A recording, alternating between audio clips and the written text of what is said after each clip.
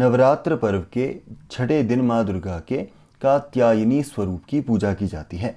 चंद्रहासोज्ज्वलकरा शार्दूल वरवाहना कात्यायनी शुभ्रंदद्या देवी दानवघातिनी। माँ दुर्गा के छठवें स्वरूप का नाम कात्यायनी है।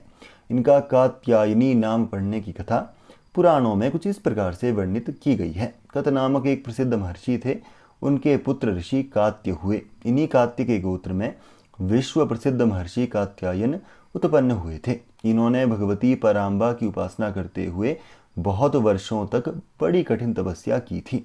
इनकी इच्छा थी कि माँ भगवती इनके यहाँ पुत्री के रूप में जन्म ले। माँ भगवती ने उनकी यह प्रार्थना स्वीकार कर ली थी। कुछ काल पश्चात जब दानव महिषासुर का अत्याचार पृथ्वी पर बहुत बढ़ गया था, तब भगवान ब्रह्मा विष्णु महेश तीनों ने अपने अपने तेज का अंश देकर महिषासुर के विनाश के लिए एक देवी को उत्पन्न किया था।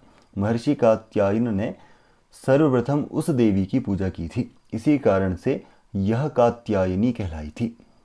ऐसी भी कथा मिलती है कि ये महर्षि कात्यायन के वहाँ पुत्री के रूप में उत्पन्न हुई थी। आश्विन मास के कृष्ण पक्ष की चतुर्दशी को जन्म लेकर शुक्ल पक्ष की सप्तमी, अष्टमी और नवमी तक 3 दिन इन्होंने कात्यायन ऋषि की पूजा ग्रहण कर दशमी को महिषासुर का वध किया था।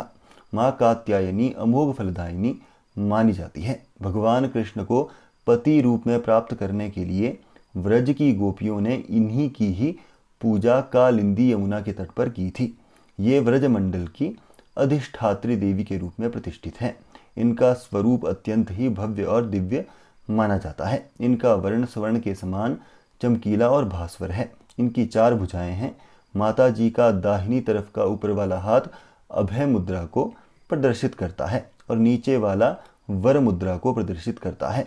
बाईं तरफ के ऊपर वाला हाथ तलवार और नीचे वाले हाथ में कमल पुष्प सुशोभित हैं। इनका वाहन सिंह है। दुर्गा पूजन के छठवें दिन इनके स्वरूप की उपासना की जाती है। उस दिन साधक का मन आज्ञा चक्र में अवस्थित होता है। योग साधना में इस आज्ञा चक्र का अत्यंत महत्वपूर्ण स्थान माना जाता है। इस चक्र में स्थित मन वाला साधक माँ कात्यायनी के चरणों में अपना सर्वस्व निवेदित कर देता है।